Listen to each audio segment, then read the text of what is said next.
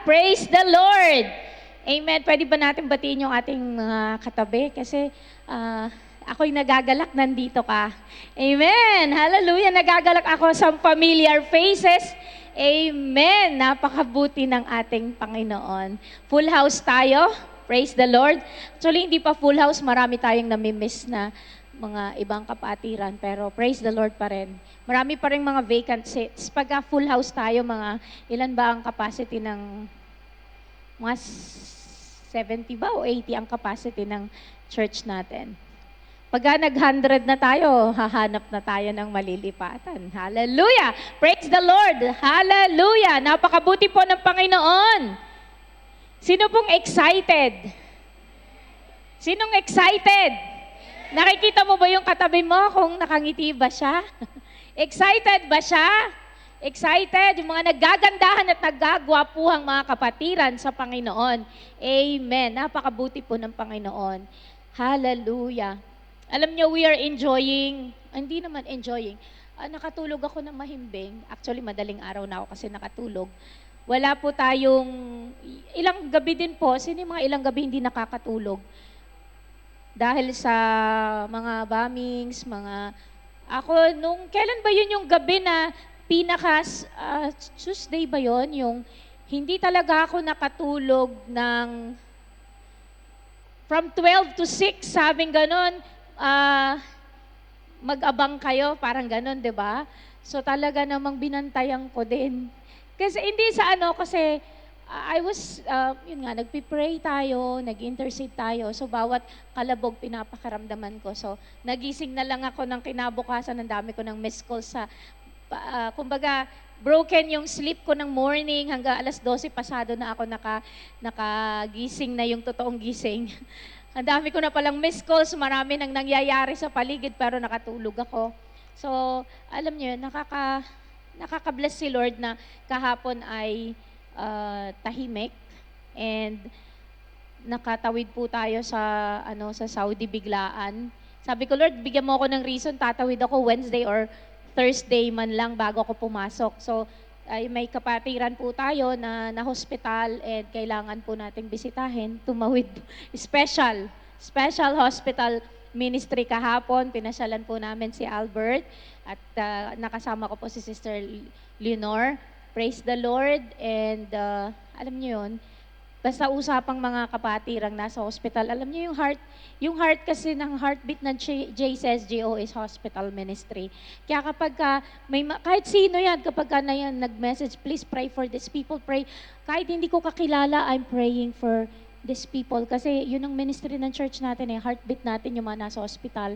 So alam niyo yung parang malapit sa puso ko, na ipag-pray yung mga taong nasa hospital. So, kumbaga bata pa lang ako, hospital na yung tibok, basta, yung pastor ko sasabihin, Sister Inel, may kapatiran nasa ganitong hospital, puntahan mo. Takbo rin naman ako. Alam niyo yun, yung parang gano'n na lang yung ng puso ko na merong kirot, may hindi ka lang basta, ganun, nasa hospital, sige, pag-pray natin.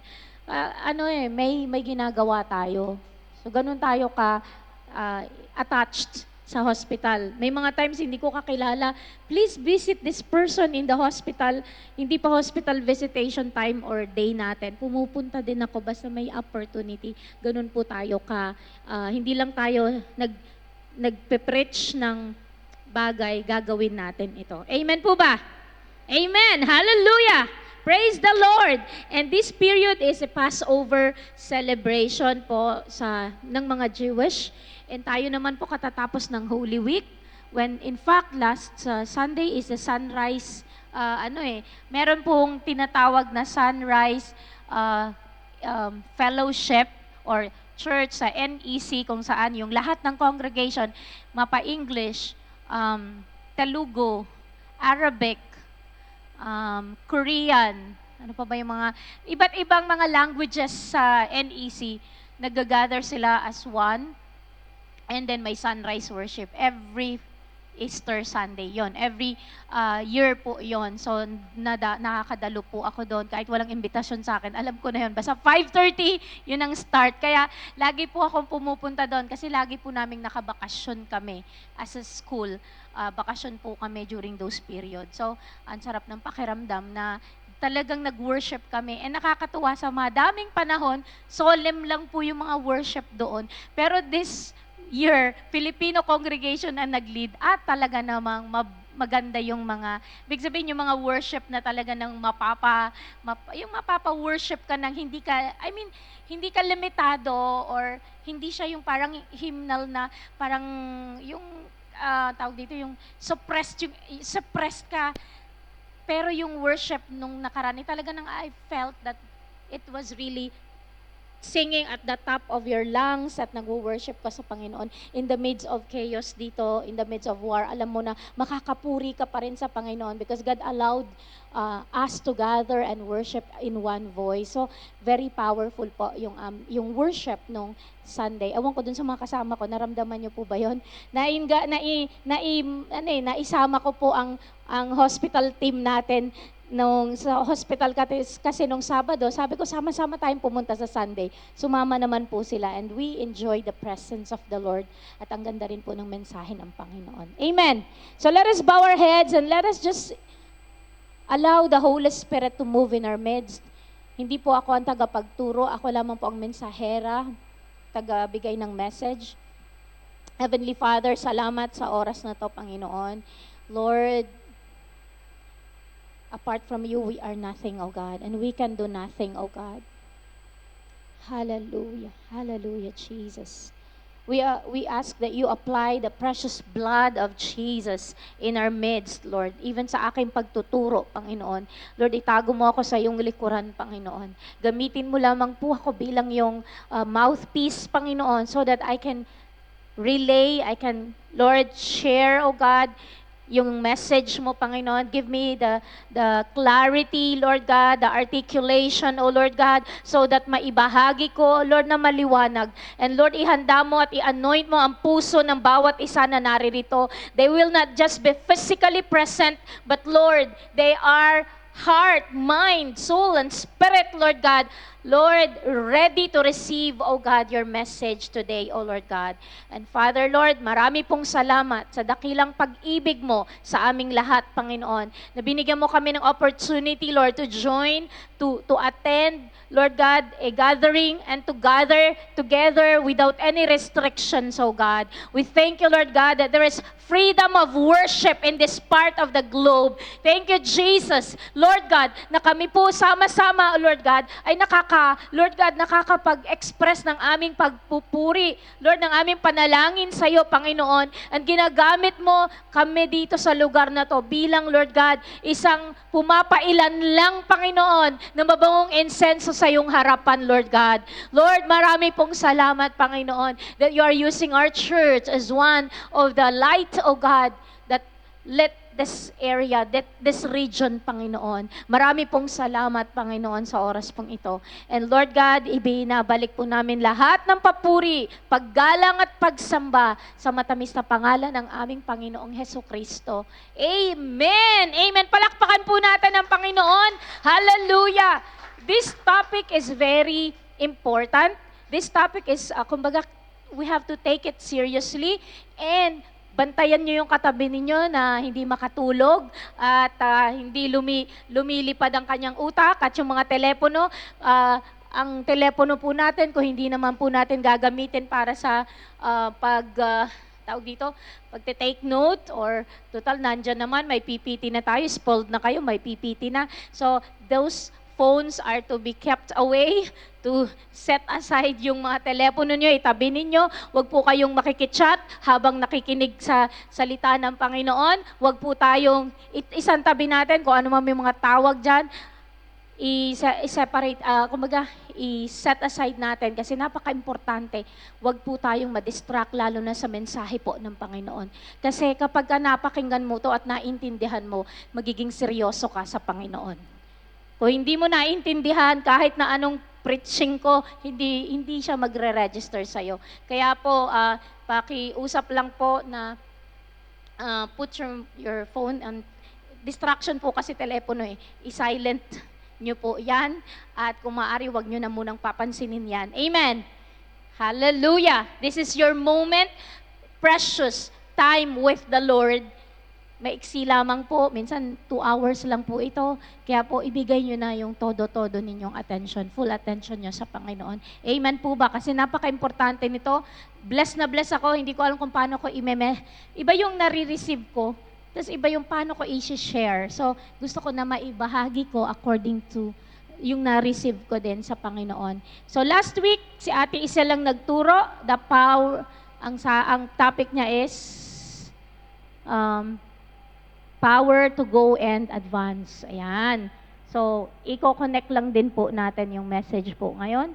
The power to go and advance.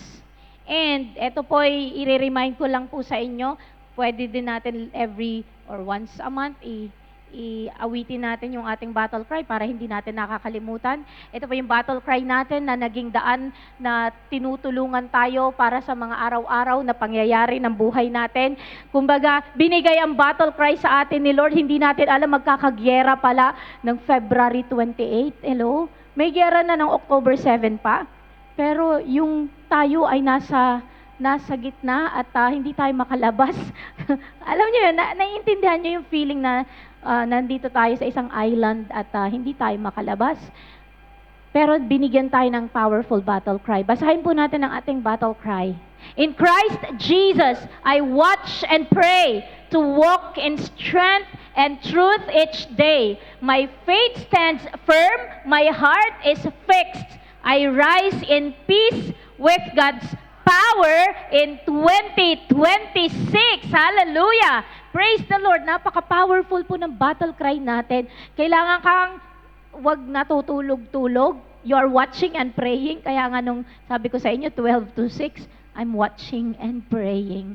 Kasi alam mo yun, di natin alam kung anong mangyayari. So I was watching and praying. Amen. Pero dapat hindi tayo nanghihina. Tayo po ay laging malakas. Bakit? At truth each day, yung salita ni Lord, yung ating pinanghahawakan. Amen po ba? Ito yung panahon, mas maraming nagbabasa ng Bible ngayon. Amen po ba? Praise the Lord! Hallelujah! My faith stands firm. Kapag ka may problema pala, tumatatag ka sa pananampalataya mo. Amen po ba? Kasi umiiyak ka kay Lord, wala ka magawa. Alam nga naman, huminto kang manalangin at manampalataya. Dapat lalo ka manampalataya. My faith stands firm. My heart is fixed. Amen. Kanino naka-fix ang puso mo sa Panginoon? My heart is fixed. I rise in peace. Kahit na magulo ang paligid mo, may kapayapaan ka sa puso mo. Meron kang shalom sa puso mo. Amen. At sino ang pinapanampalatayanan natin nagbibigay ng kapangyarihan? Ang Panginoong Jesus. Amen. Kaya matatag, malakas. Amen. Hindi ka agad-agad susuko sa problema. Amen po ba? Tignan mo nga yung katabi mo. Matatag. Amen. Standing firm. Amen. At dapat nagkukwentuhan, nagpapanalanginan tayo, nagkukumustahan tayo. Kasi pag wala kang kausap, ang hirap. Sino sa inyo walang kausap na kung ano-ano na yung nilalagay ng demonyo sa isip mo? Nag-isolate ka, hindi, ayoko lumabas ng bahay, ayokong may makausap, pero punong-puno ka ng mga alalahanin at agam-agam. Kasi nga, wala kang kakwentuhan. Pero pag ang nakakwentuhan mo, yung mas matindi pa yung pinagdaanan, pero nagpapatuloy sa Panginoon, doon mo nare-realize na, ay, mas maliit pa pala yung problema ko. Mas malaki pa pala ang problema na sister. Amen. So, ganun po. Kaya, patuloy po tayo. And introduction lang po yun.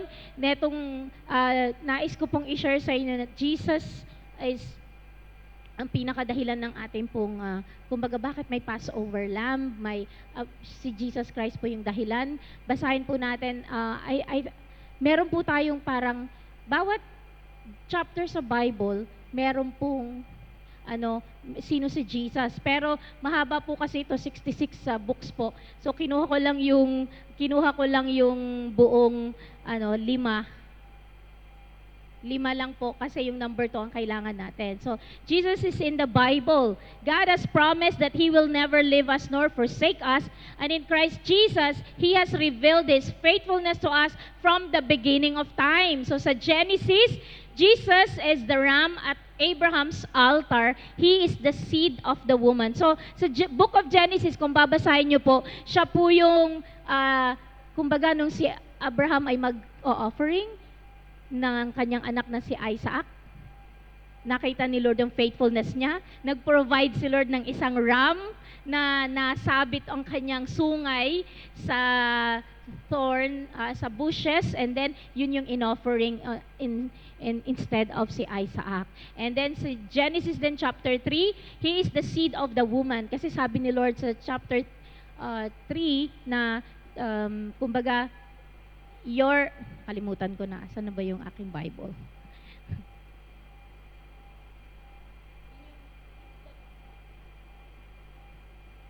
Ito yung unang prophecy sa Bible is sa Genesis chapter 3 verse 15 yata ito. Teka lang ha. Hindi ko na isama yung chapter. Genesis chapter 3 verse 5 or 15 yon. Teka lang po. Or yung 14. Teka lang ha. No, 15, 3:15. And I will put enmity between you and the woman, and between your seed and her seed. He shall bruise your head, and you shall bruise his heel. So ito yung ibig sabihin ng he is the seed of the woman. Jesus is the seed of the woman. Yun yung sa Genesis. Now, we go to Exodus. Ito yung aking pinaka-topic ngayon. In Exodus, he is the Passover lamb. Kung babasahin mong Book of Exodus, si Jesus ang Passover lamb. Mamaya babasahin natin yan, pag-aaralan natin yan. In Leviticus, he is the high priest. Kapag binasa mo ang Leviticus, puro siya about high priest, basta it's more on laws and So sa Leviticus po yan, marami kayong magtataka kayo, bakit ganun? Bakit minsan hindi natin naiintindihan ang binabasa natin? Pero I want you to know that in Leviticus, ang central theme doon, Jesus is the high priest. Sa number, he is the cloud by day and the pillar of fire by night. Yan na po yung ang mga Israelitas ay naglalakad sa wilderness. Sa gabi, meron silang cloud na kasama at cloud sa araw para hindi sila mainitan, sinasamahan sila habang naglalakbay sila, and pillar of fire naman sa gabi kasi maginaw, so meron silang apoy at may liwanag sila. Sa Deuteronomy naman, he is the city of refuge. So dyan lang muna tayo kasi kung iba bibigay ko pa sa inyo yung 66, ubos na yung oras ko. Pero sa Exodus lang po tayo magfo-focus. He is the Passover lamb. At kanina binasa po ng ating little girl na si Mira sa Exodus 12 to 14. Pero tayo ang babasahin natin buong chapter. And samahan niyo po ako, parang sa iba boring lang, pero I want you to know napaka-central po nitong topic na to. Okay, basahin po natin. Now the Lord spoke to Moses and Aaron in the land of Egypt, saying, "This month shall be your beginning of months. It shall be the first month of the year to you. Speak to all the congregation of Israel, saying, on the 10th of this month, every man shall take for himself a lamb, according to the house of his father, a lamb for a household. And if the household is too small for the lamb, let him and his neighbor next to his house take it according to the number of the persons. According to each man's need, you shall make your count for the lamb. Your lamb shall be without blemish, a male of the first year. You may take it from the sheep or from the goats. Now you shall keep it until the 14th day of the same month. Then the whole assembly of the congregation of Israel shall kill it at twilight. And they shall take some of the blood and put it on the two doorposts and on the lintel of the houses where they eat it. Then they shall eat the flesh on that night, roasted in fire, with unleavened bread, and with bitter herbs they shall eat it." Verse 8, then they shall eat the flesh on that night, roasted in fire. Hindi. Verse 9 na pa tayo. Do not eat it raw, nor boiled at all with water, but roasted in fire, its head with its legs and its entrails. You shall let none of it remain until morning, and what remains of it until morning you shall burn with fire. Verse 11, and thus you shall eat it, with a belt on your waist, your sandals on your feet, and your staff in your hand. So you shall eat it in haste. It is the Lord's Passover. For I will pass through the land of Egypt on that night, ito yung binasa ni Mira, and will strike all the firstborn in the land of Egypt, both man and beast. And against all the gods of Egypt, I will execute judgment. I am the Lord. Verse 13, now the blood shall be a sign for you on the houses where you are. And when I see the blood, I will pass over you, and the plague shall not be on you to destroy you when I strike the land of Egypt. So this day shall be to you a memorial, and you shall keep it as a feast to the Lord throughout your generations. You shall keep it as a feast by an everlasting ordinance. Purihin po ang pagkabasa ng salita po ng Panginoon. So, hihimay-mayin po natin, and it's very interesting. Ako nga, hindi ko naiintindihan ng mga kabataan ko pa, pero praise the Lord, binibigyan tayo ni Lord ng maraming chances para matuto. Amen! So, samahan niyo po ako na matuto dito. So, let's also read Exodus 12 pa din, laktaw tayo, verses 21 to 22. Basa lang po tayo para hanggang 23 para maintindihan natin yung full picture. So please lang po maging creative yung mind niyo habang binabasa natin, ay imagine niyo yung mga itsura kasi babalikan natin to maya-maya. Okay? Para maliwanag ang picture. Then Moses called for all the elders of Israel and said to them, pick out and take lambs for yourselves according to your families and kill the Passover lamb. And you shall take a bunch of hyssop, or hyssop, hindi ko alam kung paano i-pronounce, dip it in the blood that is in the basin, and strike the lintel and the two doorposts with the blood that is in the basin. And none of you shall go out of the door of his house until morning. For the Lord will pass through to strike the Egyptians, and when he sees the blood on the lintel and on the two doorposts, the Lord will pass over the door and not allow the destroyer to come into your houses to strike you. Amen. Na-imagine nyo po? Tignan natin yung picture para makita nyo po. Ito po yung door. At ang sabi ay yung door, lalagyan po ng yung dugo sa lintel po yung taas yung door frames sa gilid. Tapos ang ginamit po yung hyssop na parang ano siya, branch, pinambrush. Okay, pero may significance din yang ano. Okay? So na-excite ako. So ano ang significance ng Passover lamb? Balik po tayo sa storya sa Egypt po. Okay, 400 years of slavery ng mga tao. Una, ano nangyari? Balikan natin yung kwento, nagkaroon po ng tagutom ng mga panahon na si Joseph po ay nasa Egypt. Okay?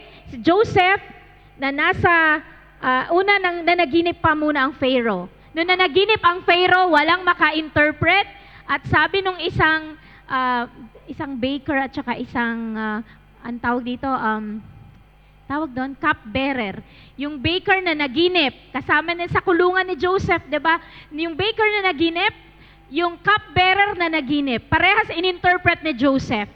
Nagkatotoo. So yung cupbearer, na-restore po siya sa kanyang pwesto bilang cupbearer ng hari. Fast forward 2 years, na naginip ang hari. Pharaoh, hari po ng Egypt. At sabing ganun, wala makapag-interpret ng kanyang panaginip. Pero alam nyo, sabi nung cupbearer, teka lang, may naalala ako. Meron akong kasama sa kulungan, na naginip kaming dalawa nung kasama ko sa kulungan, Siya ang naka-interpret at nagkatotoo yung kanyang interpretation. So, sa madaling sabi, from kulungan si Joseph the Dreamer, pinalabas, ginupitan, gwapo na siya ulit. Kasi pag nakakulong, syempre, anong itsura, diba? So, humarap sa hari, ininterpret nga niya yung panaginip ng hari. At sabing ganun, ang decision is, mag-assign ka po ng isang mapagkakatiwalaan mo na mga ngasiwa sa abundance. Kasi magi-store dapat kayo ng yung abundance sa buong Egypt. For 7 years, mag-store up kayo kasi yung susunod na 7 taon will be famine in the land. So, sabing ganun ni Pharaoh, sino pa nga bang i-assign ko? Di ikaw. So, alam niyo po, naging gobernador si Joseph sa buong Egypt. And then, fast forward na isama po ni Joseph ang buong Israelites, ang tribe of, kumbaga, si Jacob at ang kanyang 12 tribes na isama sa Egypt, sa Goshen. Pero ilang panahon na, nagpalit na po ng Pharaoh, hindi na alam ng sumunod na Pharaoh yung nangyari na himala sa pamamagitan ng mga Israelites. Kaya po, eto na ngayon, naging slave na po ang mga Israelites sa Egypt. Sila po yung hinahagupit. Sila, alam niyo po, naintindihan niyo po, naging slave po ang mga Israelites na tao po, na chosen people of God. So, for 400 years, grabe na. Umiiyak na yung mga Israelites sa Panginoon, nagrereklamo na sila kay Moses. Hello? And si Lord, pinatigas pa niya ang puso ni Pharaoh. So nagpadala si Lord ng 10 plagues. Listen to me, pasensya na kayo pag history nakakaantok, pero muna natin, primarily, anong ibig sabihin ng 10 plagues? To force Pharaoh to free the Israelite slaves after he repeatedly refused Moses' commands. These plagues were a divine demonstration of power intended to humiliate Egypt's idols and establish that the God of Israel is sovereign over all nature and nations. Yung 10 plagues po, lahat po noon ay, kumbaga, may kaakibat po na kumbaga idols ng Egyptian na inaano ni Lord, kumbaga pinapakita ni Lord mas powerful ang Panginoon. Okay? So, nandyan po yung 10 plagues na yan. Una, turning water into wine. Into blood. Anong water into wine? Teka lang. The water turning to blood, yun yung una sa Nile River. Pangalawa, may frog, may lice, may flies, livestock, pestilence, boils, hail, locusts. Number 9, darkness. Alam nyo, kahit na sa tuwing may nangyayari, pinapatawag si Moses. Sige na, papayag na ako. Tapos pagka magbago na naman ang puso ni Pharaoh, magpapadala ulit ng plague si Lord just to let Pharaoh that he is powerful.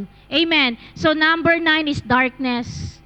Ang madilim, hindi makakita ang mga tao. So pinatawag si Moses, sige na, papayagan ko na kayong pumunta at mag-worship.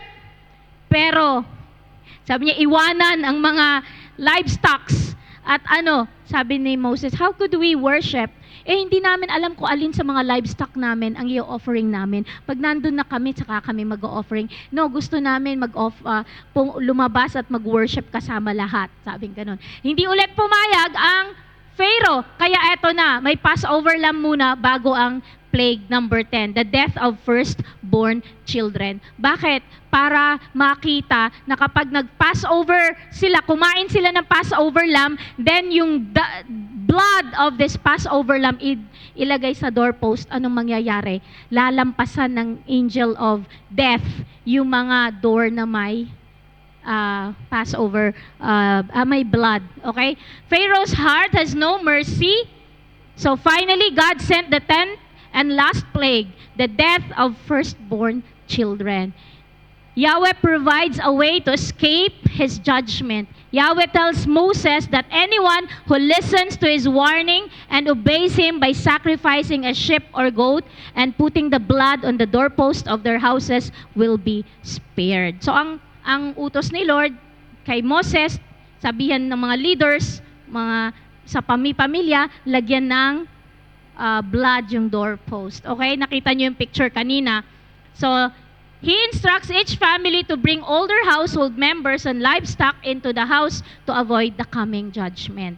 So, ang utos, kailangan lahat ng miyembro ng pamilya nasa loob ng door. Okay? Kasi kapag nasa labas, hindi protected. Nagkakaintindihan tayo. Okay? So, Passover provides a substitute of a lamb to die instead of the firstborn. So, yung pinatay nila na lamb or goat, yun po yung parang, kumbaga, siya yung kumuha ng kamatayan ng firstborn ng bawat family. Okay, tingnan natin ang comparison natin. Passover in Exodus points us to the coming of our Jesus Christ. Grabe, makikita natin ngayon to. Ipapakita ko siya unti-unti. I think, few points para makita natin ang resemblance ng Passover lamb at si Jesus Christ. Basahin natin sa 2 Corinthians 5 verse 7. Get rid of the old yeast so that you may be a new unleavened batch as you really are. For Christ, our Passover lamb, has been sacrificed. So, nung unang panahon, lamb or goat ang papatayin. Hello? Tapos, yung dugo ang ilalagay sa doorpost, hindi mamamatay ang firstborn. Dito naman sa New Testament, si Jesus Christ ang Passover lamb na nasacrifice para po tayo ay iligtas. Amen po ba? Hallelujah. Number 2, Passover in Exodus was to free God's people from slavery. Jesus' death on the cross is to free us from the slavery of sin. Nagkakaintindihan tayo.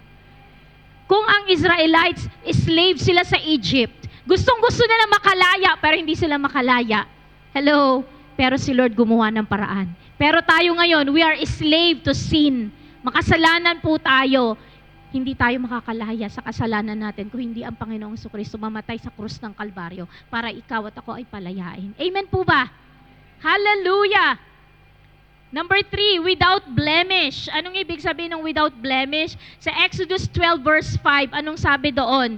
Your lamb shall be without blemish, a male of the first year. You may take it from the sheep or from the goats. Si Jesus Christ po. 1 Peter 1 verse 18 to 19, basahin natin. Knowing that you were not redeemed with corruptible things like silver or gold from your aimless conduct received by tradition from your fathers, but with the precious blood of Christ as of a lamb without blemish and without spot. Nakita niyo yung comparison? Sa Exodus, without blemish and spot ang pipiliin nila para ipatayin at isacre at yung blood ay gamitin. Si Jesus Christ, nung siya po ay namatay, siya din po without blemish and without spot. Amen po ba? Naintindihan nyo, parehas yung analogy, yung comparison. Nasaan na tayo? Number 4. Jesus' crucifixion during Passover. Sa John 12, verse 1 to 3, basahin natin.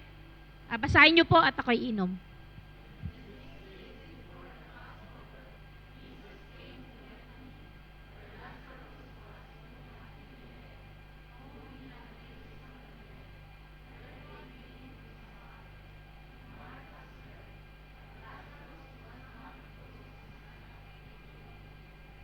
Then Mary took a pound of very costly oil of spikenard, anointed the feet of Jesus, and wiped his feet with her hair, and the house was filled with the fragrance of the oil.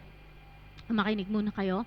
So, papansinin ninyo sa verse 12, then 6 days before the Passover. Na ano ninyo? Si Jesus, dun sa Passover natin, sa Exodus, pinag-aaralan natin. Dito naman sa John 12, sinasabi, 6 days before Passover, mamamatay si Jesus. Iko-crucify si Jesus. So, ang timing parehas. Amen po ba? Nagkakaintindihan tayo? Tapos, nandyan pa si Mary na inanoint niya si Jesus. At alam niyo po ba na sabing gano'n ni Jesus, buti pa siya. Buti pa siya. Alam niya na. Diba? Alam na ni Mary kasi kahit na mamahalin yung pabango niya, binasag niya yon at inanoint niya kay Jesus because she knew na mamamatay na si Jesus. Amen po ba? So, Matthew 26 verse 1 to 12. Now it came to pass when Jesus had finished all these sayings that he said to his disciples, you know that after 2 days is the Passover. Kanina 6 days sa John. Ito, after 2 days is the Passover and the Son of Man will be delivered up to be crucified. So si Jesus mismo sinasabi niya na sa Passover siya din po ay i-crucify. Nagkakaintindihan tayo. Hindi ko alam kung nakakunot noo yung iba, kung nakaka-follow po kayo. So, binibigyan ko po kayo ng, kumbaga, comparison ng panahon ng Exodus sa Passover at panahon ni Jesus Christ, kung ano yung relevance that indeed Jesus is our Passover Lamb. Number 5, ito na yung branch of hyssop. Sa Exodus 12 verse 22, ito yung basis natin, and you shall take a bunch of hyssop, dip it in the blood that is in the basin, and strike the lintel and the 2 doorposts with the blood that is in the basin, and none of you shall go out of the door of his house until morning. Anong nangyari? Sa John 19 verse 28 to 30, basahin natin. After this, Jesus, knowing that all things were now accomplished, that the scripture might be fulfilled, said, I thirst. And now a vessel full of sour wine was sitting there, and they filled a sponge with sour wine, put it on hyssop, and put it to his mouth. So when Jesus had received the sour wine, he said, it is finished. And bowing his head, he gave up his spirit. Makinig kayo, nung nasa Exodus, hyssop ang ginamit para i-paint or i-brush ang kay Jesus din, alam nyo, nung si Jesus ay nauuhaw, ginawa nila yung sponge, idinip nila sa sour wine, tapos ginamit po nila ang hyssop na tas yun ang pinaano sa mouth niya. Naiintindihan nyo yung resemblance? Pwede naman ibang branch, di ba? Pero bakit hyssop din? Nagkakaintindihan tayo? So, yung nabasa natin sa Exodus at yung panahon ni Jesus, parehas. Amen po ba? Nagkakaintindihan tayo. Number 6, eto, none of his bones were broken. In Exodus 12 verse 24, in one house it shall be eaten, you shall not carry any of the flesh outside to the house, nor shall you break one of its bones. Yun ang kabilin-bilinan sa Exodus. Yung Passover lamb, huwag mong i-break ang kanyang bones. Pero alam nyo po ba, si Jesus Christ, sa John 19, 32, 33, 36, lumaktaw ako para lang makita ninyo. Basahin natin. Then the soldiers came and broke the legs of the first and of the other who was crucified with him. But when they came to Jesus, so that he was already dead, did not break his legs. Tatlo silang nakapako. Yung isa, binrake yung leg para patay agad. Alam niyo yun, kailangan mamatay na sila sa oras na yon. Yung isa din, binrake ang leg. Nung si Jesus na, hindi na kailangan i-break ang leg niya because patay na siya. And then sa next verse, but one of the soldiers pierced his side with a spear, and immediately blood and water came out. And he who has seen has testified, and his testimony is true. And he knows that he is telling the truth, so that you may believe. For these things were done, that the scripture should be fulfilled. Yung scripture nung Exodus mafulfill. Ano yon? Not one of his bones shall be broken. Nagkakaintindihan tayo? It was in the scripture in Exodus, tinupad sa panahon ni Jesus Christ. Amen po ba? Grabe, nakaka-bless. Number 7, blood was smeared on the wooden doorpost. Jesus shed his blood on the wooden cross. Hallelujah. Basahin natin Exodus 12:22. And you shall take a bunch of hyssop, dip it in the blood that is in the basin, and strike the lintel and the 2 doorposts with the blood that is in the basin. And none of you shall go out of the door of his house until morning. Ano sinabi sa Colossians 1:20? And by him to reconcile all things to himself, by him, whether things on earth or things in heaven, having made peace through the blood of His cross. Yung blood na yon sa cross, nandito, di ba po pinako? Amen, pinako yung paa niya. So, tumagos ang dugo, even nung inano ang tagiliran niya, dumaloy po ang dugo ng Panginoong Jesucristo. Naiintindihan niyo po ba yung yung similarity? Kailangan ng blood sa lintel at doorpost, kailangan ng blood sa cross, mashed, because Jesus ay katuparan ng Passover lamb nung panahon ng mga Israelites pa. Nakikita nyo, ang haba ng ilang taon nang lumipas, pero napakaganda ng kumbaga na Jesus Christ is the Passover lamb. Amen. Number 8 na po tayo. Basahin po natin. Both Passover meal and Lord's Supper are memorial. Only Israelites are instructed to eat the Passover lamb. The Passover is being celebrated yearly in commemoration of God's redemptive plan for His people from Egypt slavery.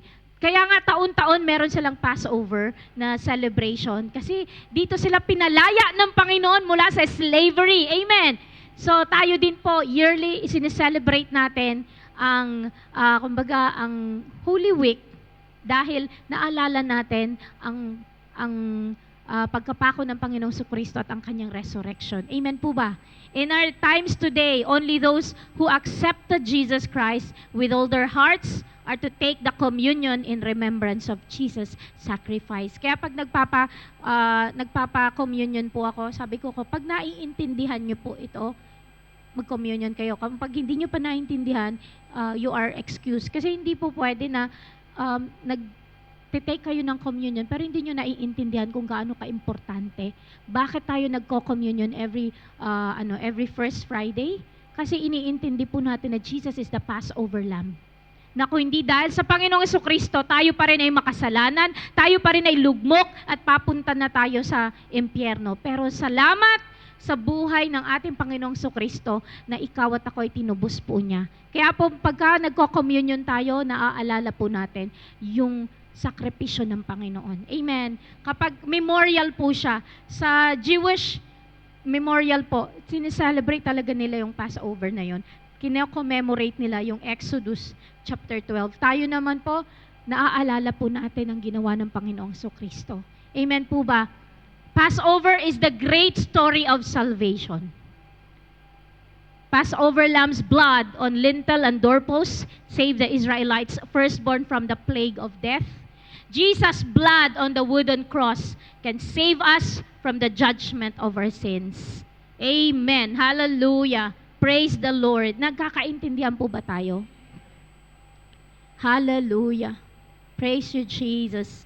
Jesus said in John 14 verse 6, I am the way, the truth, and the life. No one comes to the Father except through me.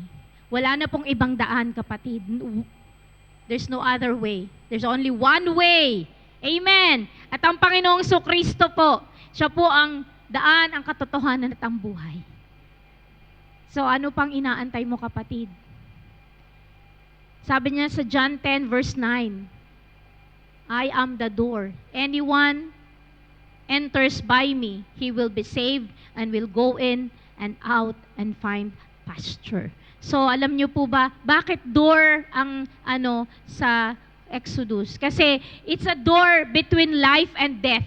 Nasa labas ka, kamatayan. Nasa loob ka ng door na may pahid na blood, buhay ka. Are you with me? Kaya po, ang Panginoong Hesus ay isang door din po. Ini-invite ka niya, kapatid, papasok ka ba?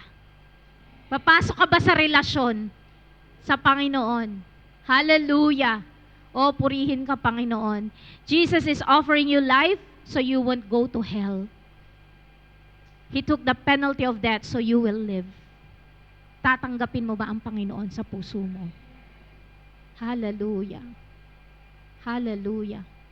Maaring nakakaantok kasi parang history, parang hindi ko yata naiintindihan, pero simple lang po ang nais kong ipaalam sa iyo ngayon. Jesus po ang ating Passover Lamb. Amen.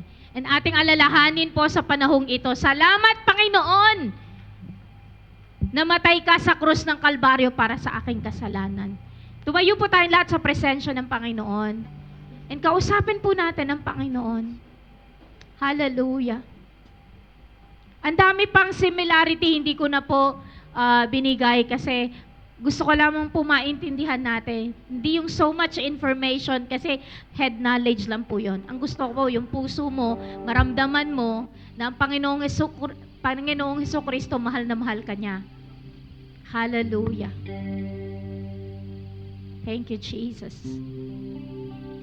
Dahil po tayo makasalanan, the penalty of our sins, death po. Kamatayan ang kabayaran sa mga kasalanan po natin. Pero ang Panginoong Hesukristo, dahil sa dakilang pag-ibig niya sa atin, siya po ang nag-ako ng ating mga kasalanan. The blood of Jesus, without blemish and spot, covered you and me sa ating mga kasalanan. Hallelujah. At ang imbitasyon ng Panginoon, siya ay door. Kung nais mong pumasok, bibigyan ka niya ng buhay. Siya ang buhay, ang katotohanan. Siya ang tanging daan. Hallelujah. Hallelujah. Sige po, tayo po yumukot manalangin. Humingi po tayo ng tawad sa Panginoon sa pagbabaliwala natin sa Kanya. Dahil akala natin kaya nating mabuhay sa ganang atin. Diskarte tayo ng diskarte, pero alam nyo, lalo tayong nalulubog sa kasalanan, sa sarili nating diskarte. Ngunit may offer si Lord. At ang offer ng Panginoon ay libre. Kung tatanggapin mo lang ang Panginoong Hesus sa buhay mo, tatanggapin mo ang kanyang sakripisyo sa krus ng Kalbaryo, ililigtas ka niya sa slavery of sin. Kapatid, hindi mo kayang labanan ang kasalanan mag-isa. Mapapahama ka lang. Pero kapag tinanggap mo ang Panginoong Hesukristo at ang pag-ibig niya, He will cover your guilt with His blood. Hallelujah. I really love the worship kanina, yung song na Under the Blood. Awitin po natin ito. Medyo gawin lang nating mellow ng konti. Kasi yung message nun, lalo mong maiintindihan yung topic na tinuturo ko ngayon. So let's just worship the Lord. And this song will be your love song to God. Kumbaga, kantahin mo to, awitin mo to na yung mensahe nito ay ini-internalize mo. Let's worship the Lord. Thank you, Lord. Hallelujah. Thank you, Jesus. Oh, the blood of the Passover Lamb is applied to the door of my life. No power of darkness could ever withstand the force of the blood sacrifice. No Satan will bring accusation.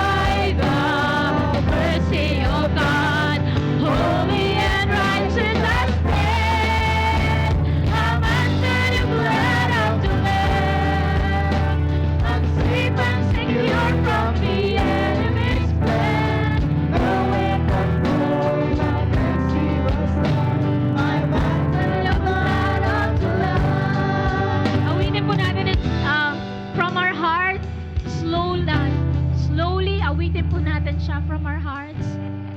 Thank you, Jesus. I'm Under the blood of the Lamb Sabi mo sa Panginoon, that covers the guilt of my past. By the mercy of God, holy and righteous I stand. I'm under the blood of the Lamb. I'm safe and secure from the enemy's plans. No weapon formed against me will stand. I'm under the blood of the Lamb. sige, as the worship are singing softly, I'm under the blood I want to of the minister Lamb sa iyo, kapatid. that covers the guilt of my past. Hindi pa malinaw sa iyo kung gaano kahalaga ka sa Panginoon. Mahal na mahal ka niya, kapatid. Jesus, our Passover Lamb. Jesus died on the cross para sa iyong kasalanan, para sa aking kasalanan. Kapatid, ano pa ba ang pumipigil sa iyo para hindi mo tanggapin ang Panginoon? Siya ay kumakatok sa puso mo ngayon. All you need is to open your heart. All you need is to open your heart. By the Kapatid, mercy of God, holy and righteous I stand. I'm under the blood. Open your heart, of the kapatid. Lamb. Softly sing I'm it. safe and secure from the enemy's plan. Kinakausap ka ng Panginoon ngayon. Against me will stand. Open your heart. I'm under the blood of Open the your heart Lamb. to Jesus. I'm under the blood of the Lamb. Mahal na mahal ka niya, kapatid. That covers the guilt Maraming of my pagkakataon, past. kumakatok siya sa puso mo. By the mercy of God, Maraming panahon din na tinalikuran mo siya, I'm under hindi mo siya the blood pinapansin. of the Lamb. Pero alam nyo, the good thing about our God, Safe and secure from hindi the po siya humihinto. No weapon formed Napaka-stubborn ng pag-ibig ng Diyos para sa iyo. Para ikaw, kapatid, ay bumalik sa Panginoon. I'm under the blood This is an of the open Lamb invitation. that covers the guilt All of my eyes. past. Softly, softly. By the All eyes closed. mercy of Kapatid, kung ikaw po ang tinutukoy ko, I want you to raise up your hands. I'm under the blood of the Lamb. Lahat po ng I'm safe Lahat po and tayo secure from nakapikit ang the mata. Ako lang po ang magbubukas ng mata. Kung ikaw, kapatid, alam mo sa puso mo na hindi pa ayos ang relasyon mo sa Panginoon. Taas mo ang kamay mo. At ngayon yung imbitasyon ni Lord para sa'yo. I wanna see the hand. Kung ikaw yon, kapatid, kumakatok ang Panginoon sa puso mo. Holy and righteous I stand.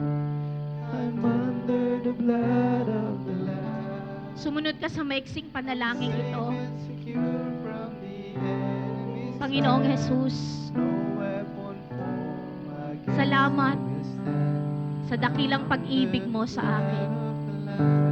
Panginoong Jesus, patawarin mo ako sa lahat ng aking mga pagkakasala. Tinatanggap ko ang iyong sacrifice sa krus ng Kalbaryo, alang-alang sa aking mga kasalanan.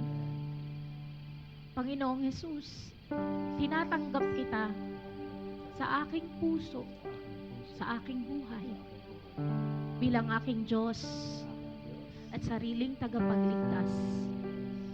Ikaw na po ang maghari sa aking buhay mula ngayon at magpakailanman. Iyo nga pong isulat ang aking pangalan sa aklat ng buhay. Sa pangalan ni Jesus. Amen. Heavenly Father, we thank you, Lord. Thank you, Lord God, for your great sacrifice. And Lord, salamat, tanggalin mo ang aming piring sa mata. There are so many times na ipipreach na to sa amin, na isi-share na sa amin, pero hindi namin naiintindihan. Kaya, Panginoon, di po namin siniseryoso yung relasyon namin sa iyo, Panginoon. Lord, patawarin mo po kami, Panginoon. Na seryoso ka na kami iligtas.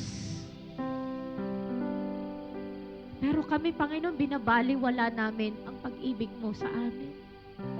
Nagkakaroon po kami ng sarili naming mga diskarte sa buhay na alam po namin lagi naman pong palpak, Panginoon.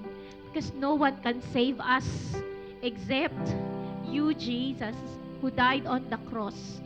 Lord, you is a sacrifice without blemish and spot. Perfect sacrifice. Hallelujah. Lord, na maintindihan namin ang dakila mong pag-ibig, Panginoon. Namnamin po namin ang pag-ibig na to, Panginoon. Hallelujah. Thank you, Lord Jesus. And Lord, as a memorial, Lord God, nang ginawa mo more than 2,000 years ago sa aming na pagliligtas, Lord, lagi po kami na, Lord, magpupuri sa iyo, Panginoon. Lord, paglilingkuran ka po namin, Panginoon. Hayaan mo, Panginoon, Lord, na maging, Lord, decision po namin na uunahin ka po namin sa buhay namin. Pag-iigihan namin yung aming relasyon sa iyo, Panginoon. Hallelujah. Jesus, our Passover Lamb. Thank you, Lord. We cannot say thank you enough sa lahat ng ginawa mong sakripisyo sa amin, Panginoon. Thank you, Jesus. You are the ransom sa aming mga, Lord, kasalanan. Supposed to be kami. Yung guilt of the past, kami dapat ang mamatay. Pero Lord, hindi na kami namatay kasi ikaw na ang namatay. Hallelujah. Thank you, Jesus. We remember your goodness in our lives and we're forever grateful. Hallelujah. We are humbled, O God, that for a wretched sinner like me, Lord, like each one of us, Lord, pinagukulan mo po kami ng, Lord God, ng iyong atensyon. Gaya nung inawit namin kanina, Lord, sukdulan ng biyaya mo sa amin. Hindi po namin kayang pantayan nito, Panginoon. And so whenever we remember it, Lord God, sino kami, Panginoon, para magmalaki sa iyo, Panginoon. Hallelujah. We ask for your precious blood today. Lord, ingatan mo kami, cleanse mo kami, i-cover mo kami, Lord God, upang walang gawa ng kaaway ang pwedeng makapanaig sa amin. The blood covers each one of us. Marami pong salamat, Panginoon, Lord God, sa iyo po namin pinabalik ang lahat ng papuri, lahat ng paggalang, lahat ng pagsamba. In Jesus' mighty name we pray and we declare, Amen!